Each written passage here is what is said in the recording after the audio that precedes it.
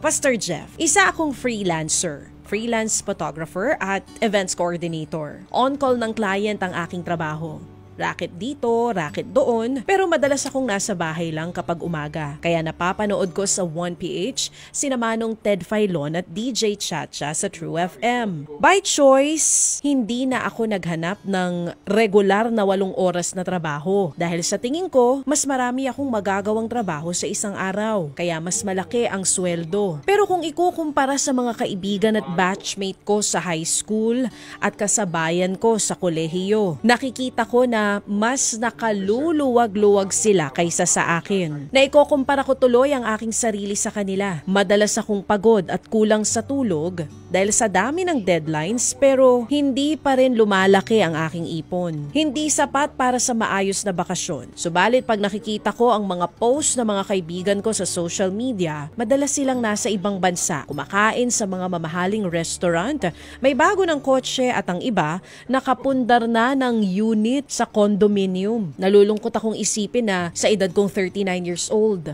ako ay single, nakikitira pa rin sa mga magulang at hindi man lang makapag-ambag ng malaki para sa ilaw, kuryente at maging sa grocery sa bahay. Parang wala pa rin akong nararating sa buhay. Kahit anong pagod ko sa kakatrabaho, parang hindi ko matsambahan ng swerte. Hindi pa rin umaangat ang aking buhay kagaya ng sa iba. Gusto ko ring umunlad ang aking buhay. Tingin ko ay yun ang makakapagpasaya sa akin. Pero paano po ba ako makakasabay sa tagumpay ng iba? Anong say mo, Brad? Nako, Ate Karen, alam mo, muna pasalamat ako sa katapatan mo sa pagbabahagi ng iyong nararamdaman. Marami makaka-relate sa'yo dyan, lalo na sa mga panahon na yon. Ngayon pala, rather, yung tinatawag nating comparison trap sa social media. Gusto kong bigyan ka ng ilang payo lang, Ate Karen. Hindi lang practical, kundi pati na rin yung spiritual na hopefully makatulong sa'yo. Unang-una, Ate Karen, very obvious. Huwag mo ikumpara yung sarili mo sa iba. Alam ko, patibong yan, pero isa sa pinakamabilis na paraan para mawala ng,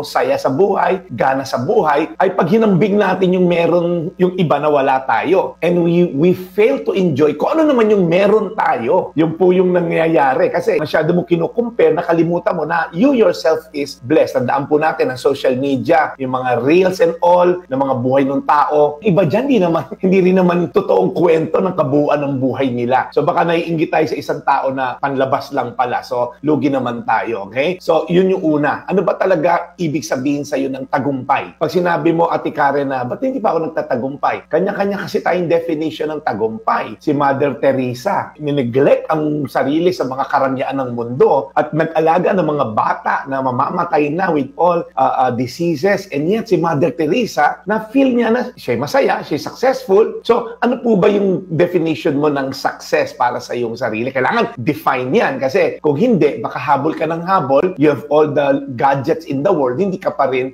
successful sa iyong pananaw. Pangalawa, hanapin ang sarili mong direksyon at purpose sa iyo ni Lord. Mukhang hardworking ka naman, Ate Karen, Nakita ko sa iyo, talagang madiskarte ka and all. So, hindi sa kulang ang effort mo, baka kulang ka lang sa focus. Baka masyadong sabog yung mga racket mo, hindi ka makapag-focus kung ano talaga yung magaling ka at people will look for you dahil do sa talent mo na yon. So, again, nakaka-tempt minsan, Ate Karen, yung ito, meron kang side hustle dito, may side hustle dito, and you become parang jack of all trades, master of none. Wala ka na master. So, ang mga practical steps dyan, mag-set ka ng clear na goal, magkaroon ka ng financial plan, at pagyabungin mo, i-encourage mo, pagalingan mo kung ano yung feeling mo, yun talaga yung talent mo. Then, tukuyin mo rin yung tunay na magpapaligaya sa'yo. Tama ka, gusto mong umunlad at walang masama doon. Pero ang tanong, talaga bang pera at karangyaan sa pamumuhay ang magpapaligaya sa'yo? Baka kasi, Ate Karen, you're setting yourself up for disappointment. Baka kung marami ka ng pera, bigla malungkot ka pa rin. Bakit akala ko sasaya ko? Kasi, Ate Karen, kung pera ang solusyon sa kaligayahan ng lahat, sana walang mayamang problemado. Sana walang mayamang mga divorce ngayon at nag-give up sa kanilang mga marriage at relationship. Sana walang mayamang naka-rehab ngayon sa mga kono-anong classic addiction. Okay? Kaya sabi sa Bible, seek first the kingdom of God. And lastly, Ate Karen, itong final encouragement ko sa iyo, hindi ka failure. Maaring nasa different journey ka lang from your peers and friends. Ang mahalaga, gawin mo ang best na binigay sa iyo ni Lord. Gawin mo yung best mo. Bigay mo yung galing mo. Because I believe the Lord has gifted you at ikaw ay mag-glorify si Lord,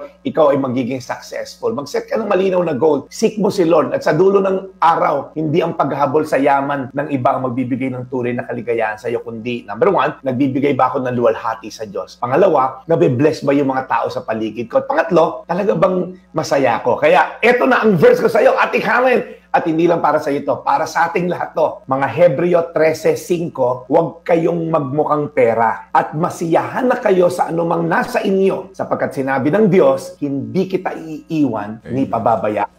Amen. Para din yan sa mga kinakausap ni Ted na mga tulog pa sa ngayon at mamaya pa ang gising. Huwag daw po tayo magmukhang pera, magkaroon tayo ng relasyon sa Diyos dahil sabi niya, hindi kita pababayaan kailanman. Ate Karen, yan lang ang payo ko sa iyo. Sana nakatulong sa iyo. Pagdasal kita. Panginoon, ang problema ni Karen ay hindi kakaiba sa aming lahat, including myself. Madali kami mag-fall into this worldly trap na laging may bago, may mas mabilis, may mas makintab, may mas malaki, may mas makinang, mas makakatipid sa ganito and all. Lord, the world will continually offer us a lot of things. Kaya nga, Lord, ang dami namin mga pinapalitang gamit na kahit pwede pa. But Lord, help us to have contentment. Help us to focus on you, Christ. In Jesus' name, tulungan mo si Ate Karen. Malabanan ang laban nito at magtatagumpay siya sa iyong tulong. Pangalan ni Jesus. Amen. Today's Reflection with Pastor Jeff Eliscopides.